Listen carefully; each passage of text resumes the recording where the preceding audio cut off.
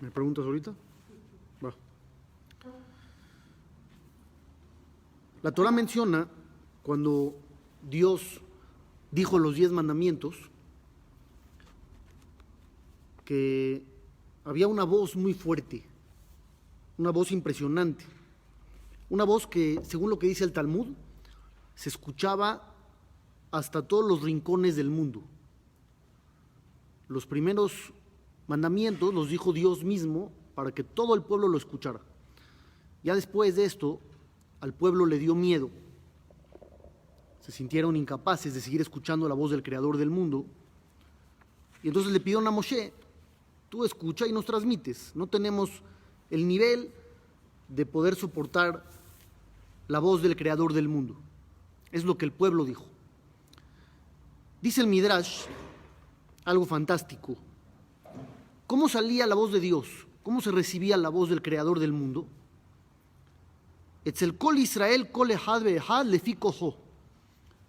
Cada uno percibía la voz de Dios de otro modo, según su propia fuerza, su propia capacidad. Imaginemos una voz muy fuerte. Esa voz, pues, está impactante, pero va a dañar a los muy ancianos o a los muy niños. Imaginemos una voz más débil, pues tal vez impacte a los ancianos, pero no a los jóvenes. Entonces dice el Midrash, cada uno recibía la voz del Creador del mundo según su propia fuerza, según su propia capacidad. Los ancianos, según su capacidad; los jóvenes, su capacidad; los niños, las mujeres, los bebés. Aún Moshe percibía la voz del Creador según su capacidad. ¿Esto qué significa? Dios hizo muchos milagros en la entrega de la Torah. Prácticamente cambió el mundo. ¿Por qué? Porque había fenómenos que nunca antes y nunca después se volvieron a repetir. Uno de ellos dice: Bekol ha'am roim et hakolot. Todo el pueblo veía los sonidos. El pueblo veía sonidos. ¿Ustedes han visto sonidos alguna vez? Fuera de si tú tienes una computadora, tienes ciertos aparatos y puedes ver ahí cómo va variando los decibeles, pero no puedes ver físicamente los sonidos. Los sonidos se escuchan, no se pueden observar. En la entrega de la Torah se veían los sonidos. Algo impresionante. Dios quería impactar. Además de esto, había fuego en la cima de la montaña. Había truenos, había relámpagos. Era impresionante. La voz del shofar, un sonido único que se escuchaba en todos lados. Sin embargo, al mismo tiempo que Dios quiere impactar, a cada uno le hizo percibir las cosas a su modo. No es un único escenario y todos lo ven. Es un escenario para tu capacidad, otro para el otro, otro para el otro. Es algo que nada más Dios puede hacer. Pero lo que dice el Midrash es que Dios fue adecuando los sonidos de su voz para que cada uno lo pueda percibir según su propia capacidad. Esto es genial. ¿Por qué es genial? Porque nos dice que no vivimos todos en el mismo mundo. A ver si me explico bien. Nosotros pensamos que estamos todos en el mismo universo, viendo lo mismo, escuchando lo mismo, viviendo pues más o menos lo mismo, y nos tenemos que adaptar a la realidad. Y aquí dice otra cosa. Dice que el Todopoderoso tiene que adaptar la realidad a ti. No es la voz de Dios y todos escuchan. Es la voz de Dios según tu capacidad, la voz de Dios según la otra capacidad, y tú crees que todos están escuchando lo mismo, pero no es cierto. Dios hizo un milagro para que su voz se adapte a ti, porque si su voz la vas a escuchar tú al mismo tono que el de al lado, tal vez a ti te impacte de una forma en la que no estás capacitado y te afecte o te dañe, y al otro tal vez no llegue a impactarle demasiado. ¿Me expliqué o no me expliqué? ¿Sí? ¿Me di a entender?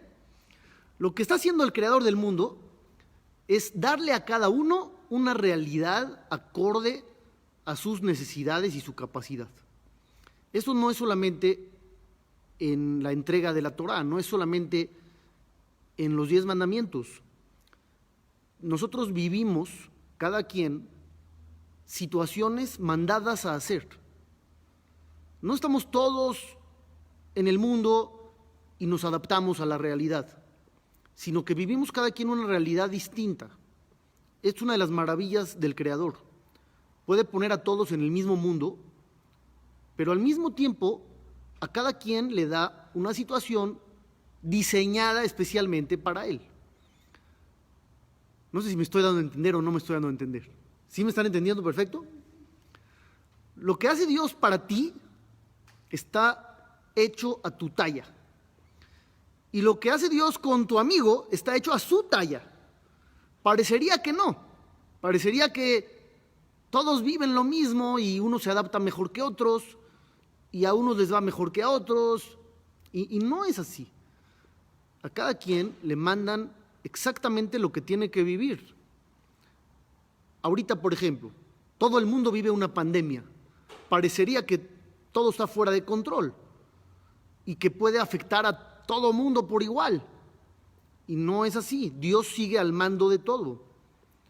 Aunque parezca que todos estamos en el mar, cada uno tiene una profundidad diferente. Y parece que todos nos vemos de la cara hacia arriba. Tú estás en el mar, todos parecen medir lo mismo, porque tú nada más ves cabezas. Y entonces dices, mira, todos son iguales, todos miden lo mismo. Creo que este es el ejemplo perfecto para lo que quiero plasmar. Tú te observas, estás en la costa, observas el mar, ves a 50 personas. Todos parecen medir igual, porque todos tienen la cabeza afuera del agua y todo lo demás no se ve. Entonces tú dices, mira, todos son lo mismo, pero de repente uno sale, mide 1,90, otro sale, mide 1,60, otro sale, mide 1,70. Oye, pero adentro todos se veían igual. ¿Por qué? Porque están cubiertos por el agua. En este mundo parece que todos nos vemos iguales, pero nuestra alma vive experiencias distintas, cada uno según lo que tiene que vivir. Dios, al mismo tiempo en el que nos puso en este planeta a todos, nos manda vivencias únicas, individuales, para cada uno de nosotros. Y eso es lo que dice el Midrash, que la voz de Dios, a la hora de decir los 10 mandamientos, se adaptaba a la capacidad de cada uno para poderlo escuchar. No sirve una sola voz para todos, porque a unos les estorba, a unos les molesta, a unos les aturde, a unos les encanta. Es como estar en un banquete. Hay gente que te va a decir la música está muy fuerte, otro te va a decir no se oye bien. ¿De qué sirve? Nada más que nosotros seres humanos no podemos hacer nada. No podemos poner diferentes cubículos para cada quien. Dios le manda a cada persona lo que tiene que vivir con exactitud, mandado a hacer, aunque parezca que estamos todos viviendo lo mismo. Dios se adapta a tu capacidad para desempeñarte, para desenvolverte y para recibir las cosas. De aquí podemos nosotros concluir que tú tienes que tomar la vida, esforzarte en ella, confiar en que todo viene por una causa, no desesperarte, todo está hecho a tu medida, todo está hecho especialmente para ti. Si ustedes ven, por ejemplo, cuando una madre de familia le sirve comida a los suyos, no les sirve a todos ni la misma cantidad, ni tampoco los mismos productos, ni siquiera las mismas piezas de un mismo producto. La señora de la casa ya sabe que a un hijo le gusta la pechuga, sabe que al otro le gusta la pata de pollo, sabe que al otro no le gusta el pollo, sabe que otro come menos. Entonces, aunque los mismos platillos están en la mesa, acaba cada uno comiendo distintas cantidades, inclusive distintos productos también. Es lo que hace Dios con cada uno de nosotros. Nos manda exactamente lo que tenemos que vivir. Lo que no sabemos es por qué tenemos que vivir cada una de esas cosas. Es lo que no sabemos. Nosotros nos quejamos o nos preguntamos muchas cosas. ¿Por qué? ¿Por qué? ¿Por qué? No entendemos qué quiere Dios con nosotros, pero Él sabe perfectamente bien por qué tienes que vivir lo que estás viviendo. A veces llegamos a pensar que Dios se equivoca. Es la realidad. A veces llegamos a pensar, caramba, esto no tendría que estar pasando. En otras palabras, Dios se equivocó. Cuando tú dices esto no tendría que estar pasando, estás diciendo que es un error. ¿Por qué pensamos así? Porque no tenemos información. Simplemente, ¡pum!, las cosas aparecen. No nos informan qué quieren de nosotros. No nos informan por qué lo estamos viviendo. Y entonces viene la angustia, viene la incertidumbre, viene la incomodidad. Pero si supiéramos por qué estamos viviendo lo que estamos viviendo, tal vez no nos quejaríamos. ¿Han escuchado alguna vez a un adulto llorar en un avión? De aquí a Europa. Vas a Israel, 12 horas un vuelo, 5 horas otro vuelo. ¿Han escuchado alguna vez a un adulto llorando, desesperado de que ya no aguanta más? No. ¿A quién escucha uno llorar? A los niños. Los niños no entienden por qué están viviendo lo que están viviendo, les incomoda. Entonces lloran y se quejan. El adulto está igual de incómodo, o más, porque no puede subir los pies al asiento, ni se puede acostar. El niño puede hacer cosas que el adulto no. El adulto está súper incómodo, pero sabe que es parte de, y sabe que lo tiene que soportar, y sabe que es para un fin que él mismo eligió. Entonces por eso no llora en voz alta. Sí está incómodo, pero lo acepta como parte del proyecto, del viaje. El niño que no entiende nada, entonces llora en voz alta y grita y se queja. ¿Alguna vez les tocó junto a un niño que está llorando en uno de esos vuelos? Es un poco pesado, ¿no? Un poco pesado. Y tú dices, ya caramba, que los papás hagan algo con él. No hay nada que hacer con él. ¿Por qué? Porque no tiene la capacidad de comprender por qué está viviendo lo que está viviendo. Y se queja contra sus papás, por qué lo metieron a ese avión. Así estamos nosotros con el Creador igual. ¿Qué quiere Dios? Caramba, estoy muy incómodo. ¿Por qué me está metiendo en esta situación? No me siento bien, no me siento a gusto, me siento frustrado. Dios es como el adulto, es como el papá, hace lo que puede contigo, pero pues tal vez no tienes esa capacidad de comprensión. Lo que nosotros tenemos que hacer es tener paciencia y actuar. Actuar, actuar, actuar, siempre seguir adelante, no dejarnos vencer. En la Torá nos cuenta sobre Yitzhak Avinu, el segundo de los patriarcas. Cuando lo corrieron de una ciudad porque le iba muy bien y le tenían envidia, sentían que estaba arrasando con todo. Era muy rico, le fue maravillosamente bien en la economía. Lo corrieron, simple y sencillo, porque le iba demasiado bien, así se lo dijeron. Era un mundo donde no había diplomacia, no había derechos humanos. ¿Sabes qué? Te está yendo demasiado bien y nos estás quitando el éxito. Bye. Lo corrieron. De repente, dice la Torá, los esclavos de Yitzhak excavaron y encontraron un manantial. Llegaron unos pastores y taparon el manantial. Pelearon por él y se lo quitaron. No lo taparon, se lo quitaron. Continúa el pasuk y dice, fueron los esclavos a cavar otro, encontraron agua, volvieron a pelear, se lo quitaron. En el tercero dice, y excavó y encontró agua y no pelearon y no se lo quitaron. Hay algo interesante. En los primeros dos dice excavaron los esclavos de Yitzhak y se lo quitaron. Y de repente en el tercero dice Vayahpor, en singular. Excavó, él mismo lo hizo. Mágicamente ya no pelearon por el agua y entonces tuvo tranquilidad. Se pudo empezar a expandir de nuevo. ¿Qué pasó? ¿Qué sucedió aquí? Los primeros dos casos él manda a su gente y le va terrible. El tercero dice él, yo voy. ¿Pero para qué vas tú? Al revés. ¿Qué no estás viendo que no está funcionando?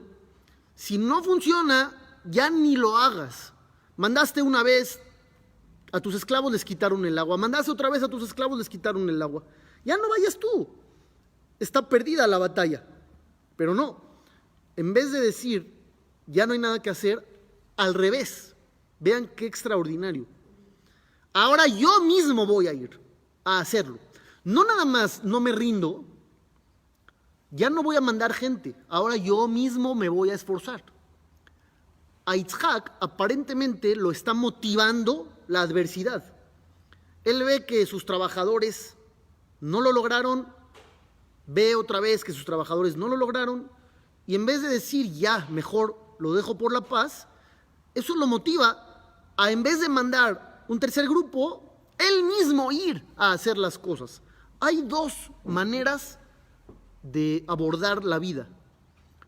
Una es con pesimismo y decir, ya mandé, hice lo que pude. Otra, ya mandé, volví a mandar y hice lo que pude. Y Yitzhak dice, ya mandé, no se pudo, ya mandé, no se pudo, ahora voy a ir yo y lo voy a hacer. Es otro enfoque de vida, donde no es que no confíes en Dios, confías en Dios, pero haces las cosas. Uno tiene que salir a hacer las cosas. Muchos se preguntan, ¿dónde está la línea entre la fe y lo que a mí me toca hacer? Tengo que actuar, tengo que esforzarme, pero también tengo que confiar en que Dios manda el éxito. ¿Dónde está la línea? Los jajamim dicen una frase interesante. Tú haz las cosas como si Dios no existiera. Y cuando salgan bien, reconoce que todo lo hizo Él. Está complicado.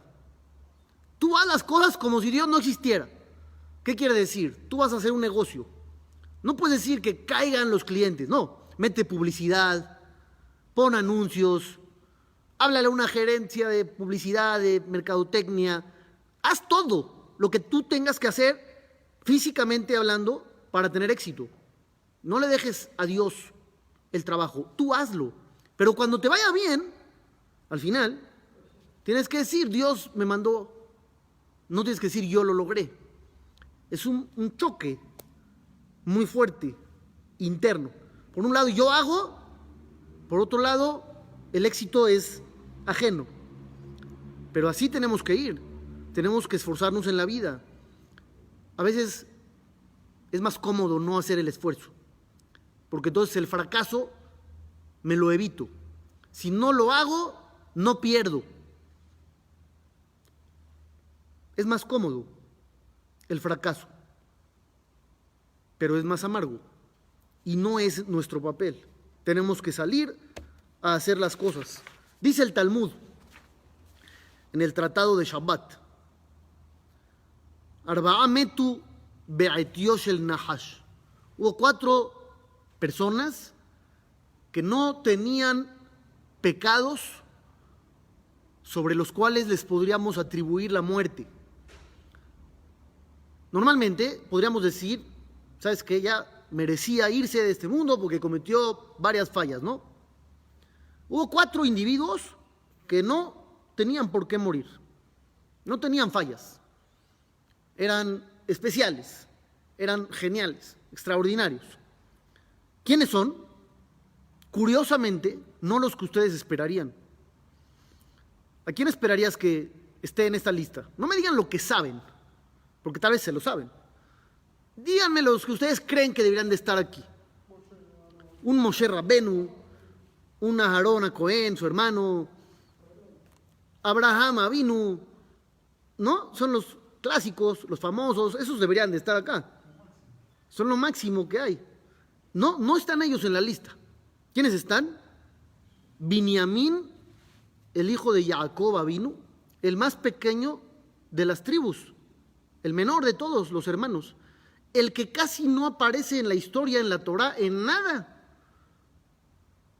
Aparece como un niño que su papá lo quería muchísimo que lo bajaron a Egipto porque el virrey lo quería ver, que lo acusaron de robo por llevarse una copa del virrey de Egipto, que no era verdad. Pero no hay mucho protagonismo de su vida. No es un Yehudá que la Torá nos cuenta de él. No es Reubén, no es Shimón, no es Leví. Esos hermanos tuvieron historias donde ellos fueron los protagonistas, tomaron decisiones.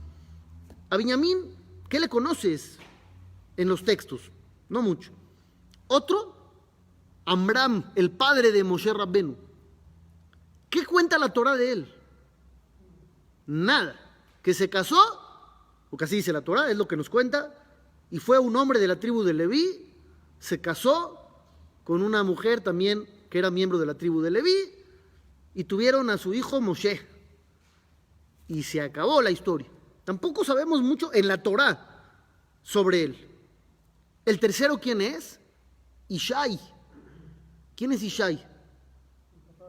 El papá del rey David. ¿Qué saben de él? También en la historia. O sea, textual. ¿Qué hay? Nada. No hay mucho. El profeta Shemuel fue a su casa de Ishai porque iba a nombrar al nuevo rey y ahí aparece un joven David. ¿Pero qué hay de Ishai? Nada. El cuarto, les podría ayudar a ofrecer un premio, no al Jajam Abdo, porque él se lo sabe, pero les podría ofrecer un premio a todos los que me están viendo por aquí, a que no se lo saben. Digo, no es por menospreciar, no es muy famoso. No es Hanoch, que Hanoch dice la Torá, que Dios se lo llevó. No es ese. ¿Quién es? Kilab, el hijo de David. Ni sabían que existía. O sí sabían que existía. Es el cuarto en la lista de gente que no tenía por qué haber muerto porque llegaron a ser perfectos. Llegaron a ser extraordinarios. Y yo pregunto, ¿por qué no sabemos nada de estos seres? Si son los mejores, ¿por qué la Torá no se tomó la molestia de escribir sus historias en los libros populares? Sí hay Midrashim, sí hay Gemarot, hay información por aquí y por allá, en otras fuentes. Pero en lo que es el Tanaj, directamente, no se tomaron la molestia de poneros mucha información sobre ellos. ¿Cómo es posible que no me pongas esa información si son los perfectos, los legendarios? Estás diciendo que no tenían pecados. ¿Por qué murieron? Dice la Gemara. Porque cuando Adán, el primer hombre, cometió su famoso pecado, se decretó que el ser humano se iba a convertir en mortal. Entonces por eso ya todos tienen que morir, ni modo, aunque no merezcan morir. Está muy bien, pero entonces si son tan espectaculares, ¿por qué no hay más información sobre ellos en las fuentes primarias de la Torá? La respuesta es fabulosa. ¿Sabes por qué no hay tanta información? Porque no te identificas con ellos. Cuando tú leas la Torá, vas a decir, este señor no tuvo pecado alguno en toda su vida. Y al instante vas a decir, bueno, ¿qué tiene que ver conmigo? Pues nada, era de otro nivel, estaba construido seguramente de otro material. Yo no puedo sentirme identificado. Entonces cuando te cuenten de su grandeza y de sus obras y de sus acciones, todo eso, ¿qué le vas a hacer a esa información? ¿La vas a guardar en un cajón de tu cerebro que dice, qué bonito? Pero hasta ahí. No te va a servir para ti como motivación de nada. La Torá te pone otras historias de gente que sí pecó, de gente que sí tomó decisiones equivocadas, de gente que erró una y otra vez. ¿Por qué? Porque esas historias son las importantes para ti, para que veas que la vida está hecha de escenarios en donde a veces caes. Y entonces digas, me identifico. Y al mismo tiempo fueron geniales. Dios no quiere perfección de tu parte. no busca que seas perfecto. Dios te mandó al mundo con muchos errores ya de fábrica, con tentaciones, con sentimientos negativos, tenemos envidias, tenemos muchas cosas dentro ya de fábrica que no son positivas. Dios sabe eso, Él nos hizo y te manda al mundo para que mejores, te transformes, no para que seas perfecto. Entonces ya tienes tú que entender a qué vienes al mundo.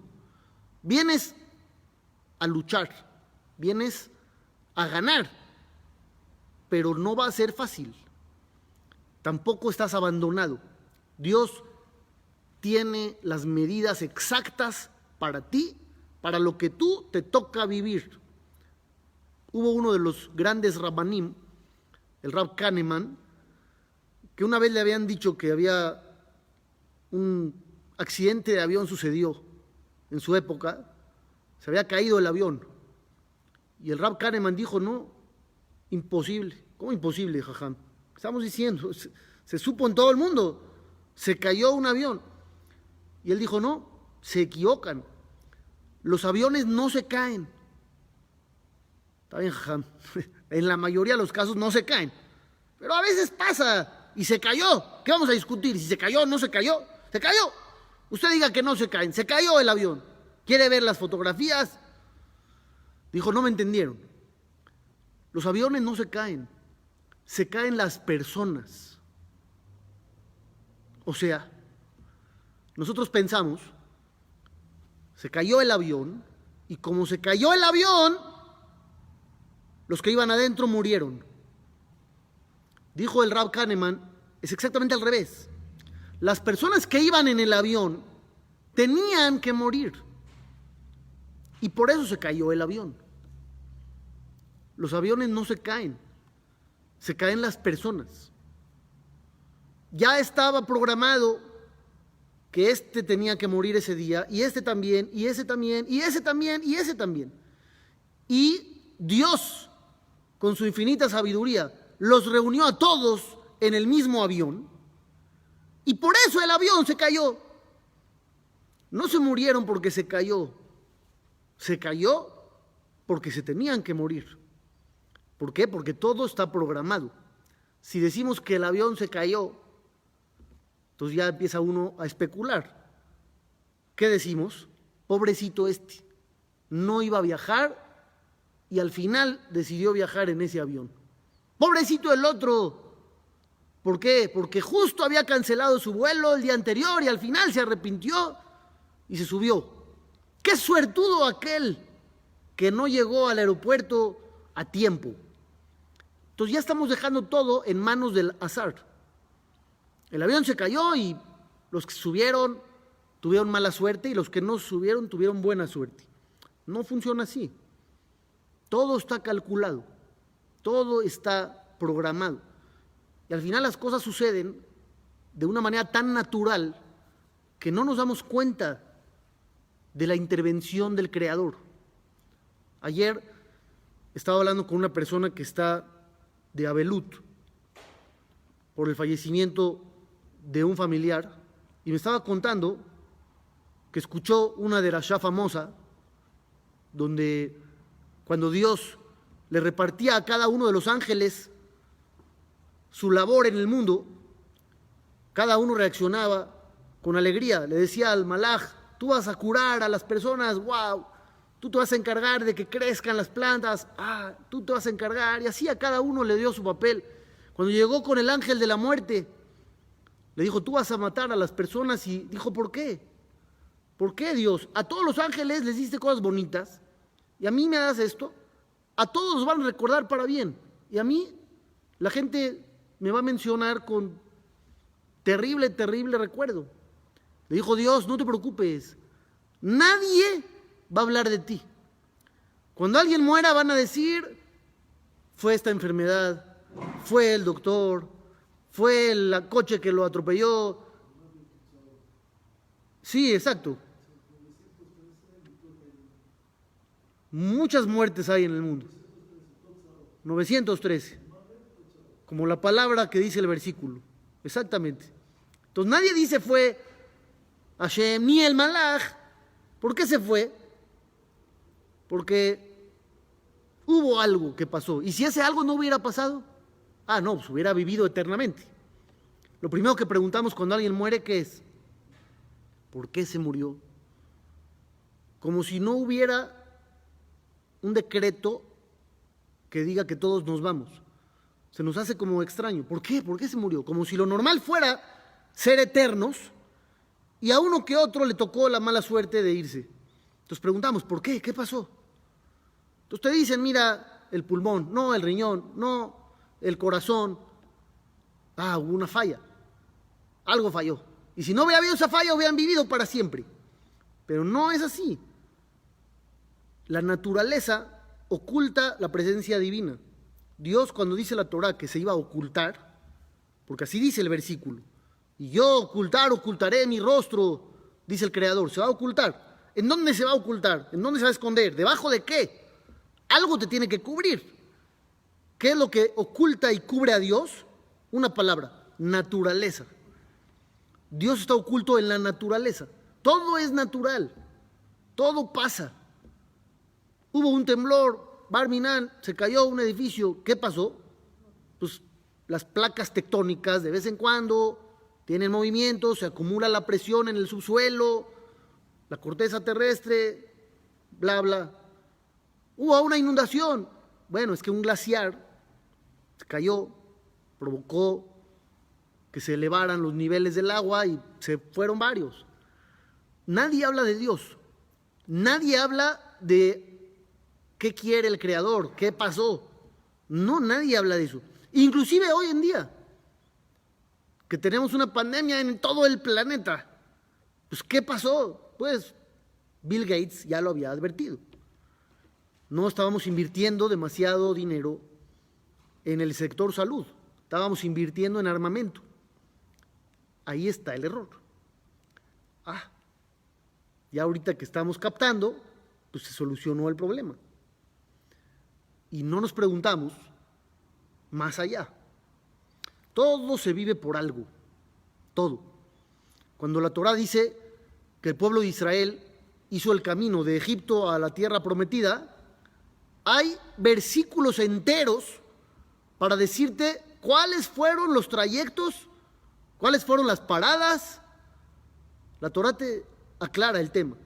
Viajaron de aquí a acá y aquí estuvieron un rato y luego viajaron para allá y luego acamparon y luego para allá y luego aquí. ¿Y eso a quién le importa? Eso no es trascendente.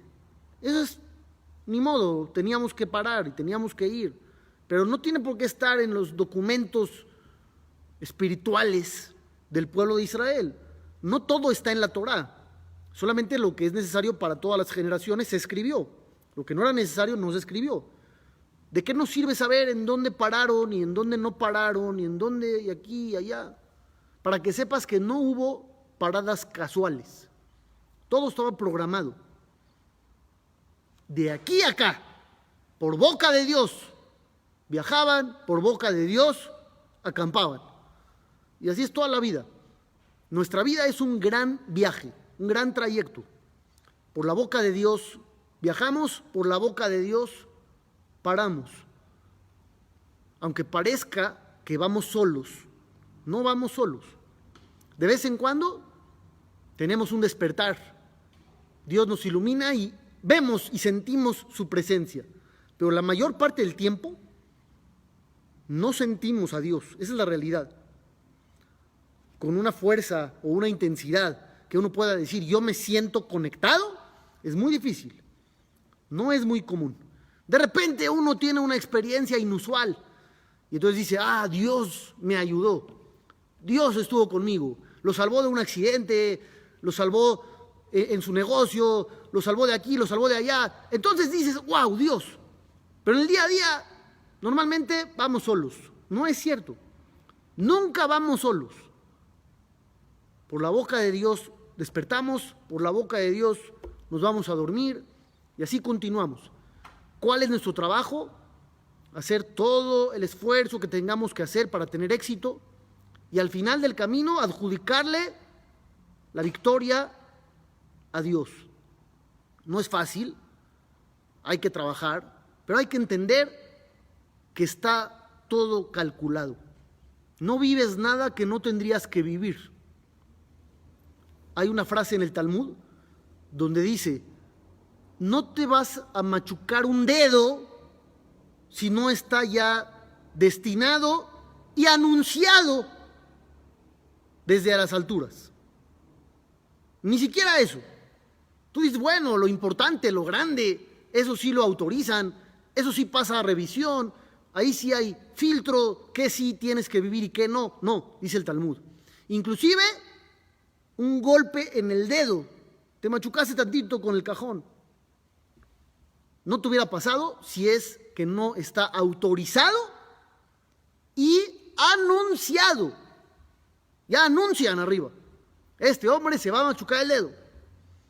¿Qué necesidad hay de anunciar eso? Ni a ti te importa tanto.